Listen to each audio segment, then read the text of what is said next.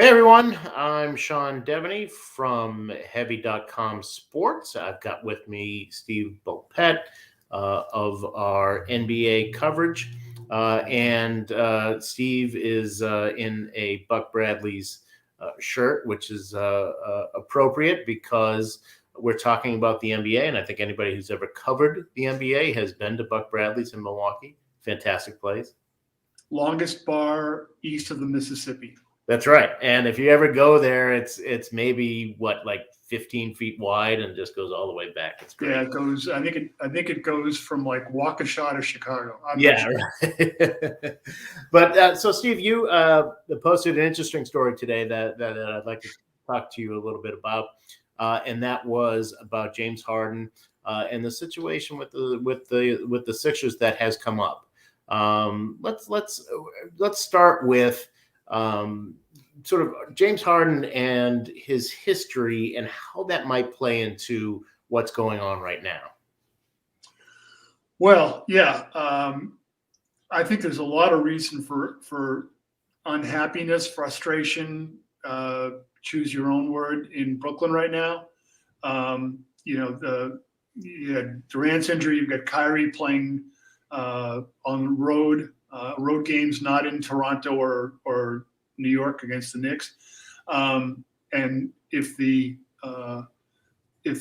protocols stay as they are in New York, that's going to get real interesting for playoffs. All those things factor into James Harden, having questions about his future. His contract is he's got next year is down from his contract, but it's his option. So he can explore the marketplace, and sign and trades are possible. All those things come into play. And by the way, Kyrie Irving has the same option on his contract next year. So there could be a major reshuffling again. Who knows? So that factors in. And also the fact that it's pretty clear that Daryl Morey, the head of operations in Philadelphia, still covets James Harden, whom he had in Houston. Yeah, that's one of the interesting things about this too, is that when I look at the way all this is unfolding, it seems to me like a lot of this is probably emanating from Philadelphia. That when you have all of a sudden we're hearing James Harden is upset. James Harden doesn't want to be in Brooklyn. James Harden has all these issues.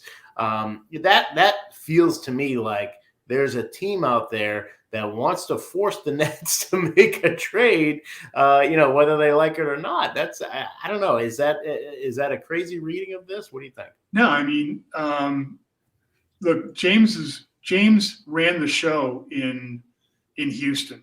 To the point of there were guys, players in Houston that believed James was getting guys out of town. I'm sure you've heard a lot of the same things. Dwight Howard and Chris Paul and yeah, and even lesser guys. When they made the trade, Lou Williams and Patrick Beverley. Who I don't think any of those guys like playing with James. So James, if there could be, it might not be something emanating from Philly. It could be James. Hey, I'd like to get to Philly and play for Daryl Morey, who was kind of his rabbi in Houston, whatever you need, dude. But there's got to be part of this that James is looking at. But if it can work out in Brooklyn this year, you gotta let that play out. If the vaccine requirement is lifted and Kyrie Irving gets to play home games, and Durant is of reasonable health, and you've got James Harden, I don't care what their record looks like in the regular season. That is a ridiculously tough out in the playoffs. It's not hard to see them going to the NBA finals, but actually it can be kind of easy to see them getting there. There are teams in their way, obviously. Milwaukee's, would be formidable, but how are you going to discount the possibility of three of the best players or most talented players or best numbers producers in the game on one side? But I think, though, that certainly when you look at it that way and you look at what happened last year, where they were very close to knocking off the Bucks, despite having a whirlwind of lineups that they had to do. They had a bunch of injuries in that series. A trip to the NBA Finals, is that what you're looking at as, okay, now James Harden is thinking, I've got to come back. I gotta see this thing through. He's not been to the NBA Finals since, I believe it was his second year, 2012, with the Thunder, and really hasn't been back as the leader of a team. Yeah, I think, when you've got Kevin Durant and Kyrie Irving and James Harden, I mean, Kevin Durant is up for the best player in the game discussion every year. Kyrie Irving is, for all his strangeness, is one of the most talented players I've ever seen. And, Harden produces numbers. His game may not be aesthetically pleasing to, hoop heads like us, but, at a certain point, the numbers don't lie. The chemistry doesn't either at where he's been. But, you've got to give them better than a puncher's chance to win the whole thing. Would that make him want to stay? Hey, I could see them winning the whole thing and Harden still saying, I got my ring, I'm out of here. Yeah. But, I can't say I know enough about him and his thinking right now. Although people have told me some stuff, well, let me jump in. Joel Embiid, I mean, he's like, I can go play with, right, perhaps the best big man in the game. Yeah, and that's where I wanted to kind of ask next and look at a little bit. I mentioned that Harden has a reputation that I think is well earned for not being the best in terms of other players, especially prominent players, wanting to play with him. So let's start with just before we get to the Sixers and all that, just James Harden, what some folks told you about his personality and how he is as a player. Yeah, he's in control. He wants to be in control, and in Houston, he was certainly allowed to be in control, and to the point where he would give the ball up. Sometimes he would choose not to give the ball up. He'd be upset with the guy's defense and say, he's open, but I'm not giving him the ball. And that's players who were the ones who were open telling me that, and it's like, well, he was upset with my defense. And it's like James being upset with someone else's defense. Right. So yeah, there were difficulties as you well know. And the point, I think the larger point, Sean, is that stuff like that eats at your chemistry core. And I think that, as good as the players they could put on the court and as well as they could perform on given nights, that was something that was probably destined to bite them at inopportune times. Yeah, and fast forwarding to where he is now, my understanding is that obviously he wanted to be in Brooklyn. That was part of the reason he agitated his way out of Houston, and there was a choice. There were a couple deals on the table, and I think he picked Brooklyn. I think they probably would have sent him to Brooklyn anyways, but he kind of knew what he was getting into there. I think he gets there, and it's not really as, the grass is not necessarily greener there, because now you've got two other big personalities and you've got a front office that isn't kowtowing the way that Houston's did. Yeah. And, you can picture James Harden saying, okay, going to Brooklyn, cool. With two guys, we're going for a championship. It's ring or bust. And you can picture the Sean Marks and the Nets saying, yeah, he was who he was in Houston, but when he's here and he's surrounded by, Kyrie Irving and Kevin Durant, well, he'll fit in more. And, there hasn't been the same kind of attention on James that kind of became a negative in Houston, even when even before he was pulling himself out of town. And you think, well, that'll be good because he won't be in the spotlight all the time. And it's hard to say that. Here's the other part too, Sean. It's hard to say that it hasn't worked because they haven't really been together healthy for any reasonable stretch. Right. So maybe it does work at some point, but when guys start of the year on that team look over and Kyrie Irving can't be in the building in Barclays Center, he ain't playing. That's difficult. I mean, he's getting paid and he's not having to, come to shoot around and put on his athletic supporter and all these things. Right. Yeah, that's I think that was hard for everybody, but especially if you're a star player. And I think they handled it as best as they could in the beginning. Both him and Durant. I think it got to a point where it wore on them, and they wanted him back.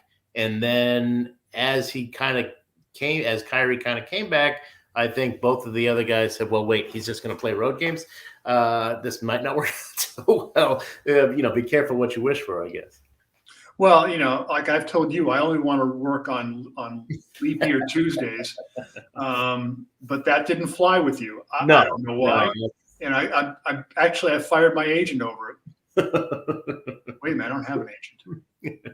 That made firing him even easier. That made it easier, right. But the one thing that I think really stood out to me about your reporting and about some of the things that people told you is, how do you imagine a Joel Embiid, James Harden pairing actually working? Because I think everybody says, and you wrote this like, oh, outside guy, inside guy. That's, it's Shaq and Kobe.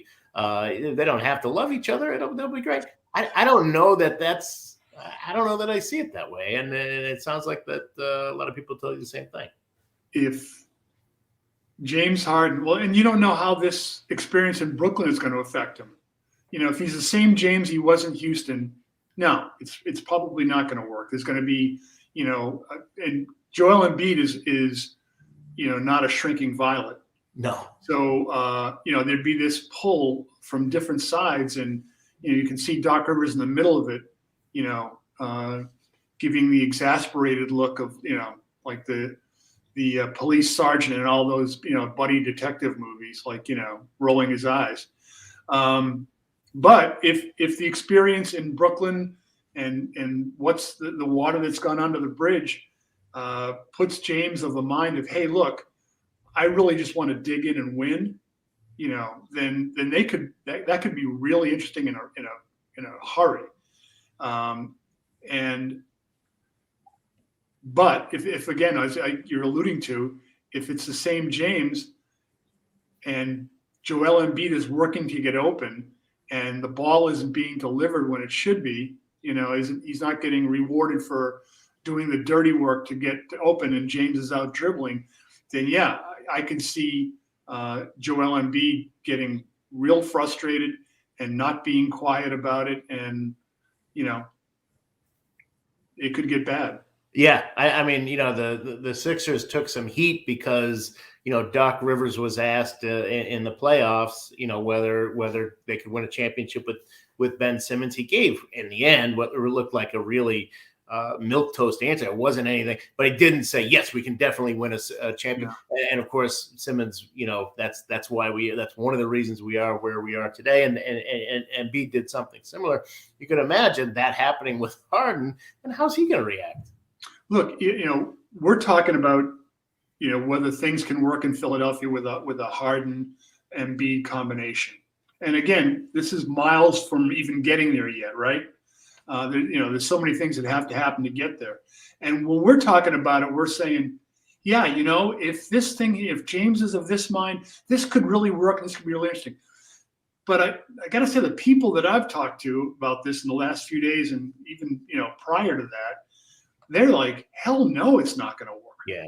The people that have been around both these guys, the word on Embiid was, yeah, he had his issues early on. He grew up. And when Joel Embiid decided to play, Philadelphia became a really good basketball team. That moment, they became a really good basketball team.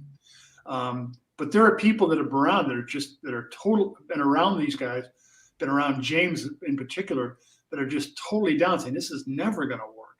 Yeah. You know, maybe they're just the basic run of the mill NBA pessimists that you and I encounter like all the time. But that's the word. And, you know, I probably, if anything, didn't make the story strong enough for what people were saying to me. But yeah, that's what's out there. Yeah. Yeah. And, you know, flip side, I think Kyrie Irving, Kevin Durant, Ben Simmons combination, I'd like to see that. You know, that, you know, Ben Simmons might be a better fit than James Harden, because Kyrie's, you know, perfectly able to shoot from the outside. And you've got, I'm not sure what Joe Harris's injury situation is, but there's a sniper. You've got a guy like Ben Simmons, like you're telling me I can't shoot from the outside? Cool, don't want to. Right. You know, and he's a guy that can play the defense for them. He'd probably want the ball in his hands a lot, and that might upset Kyrie, and who knows. You know, I remember a few years ago talking about the Celtics and saying like the only reason that Brad Stevens was coaching the team was because Sigmund Freud wasn't available. And, you know, that could be another case here where, you know, you're going to see Steve Nash, you know, running, screaming out of town at some point. His patience would be tested. But, you know, but skill-wise, you need players, you need talent in whatever form it gets to you. Yeah. And you can imagine Simmons in sort of the Draymond Green role with that team. So, yeah, interesting stuff and a great read from Steve yet again. Appreciate it, Steve, and check it out at heavy.com. And thanks everybody for joining us.